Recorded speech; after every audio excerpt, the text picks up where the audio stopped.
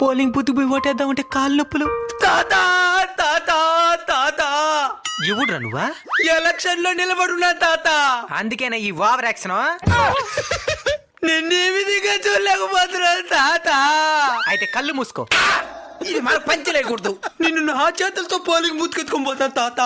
అయితే నీ పార్టీ కోటేయాలి. మరెత్తుకో.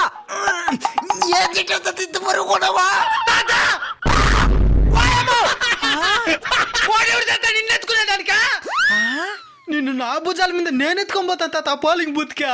అయితే నీ పార్టీ కోటేయాలి. అయితే ఎత్తుకో. ముందు నేను మాట్లాడింది వాడిని నేను ఎత్తుకోవాలి. ఆల్రెడీ నేను ఎత్తుకున్నాను. నేను ఎత్తుకోవాలి.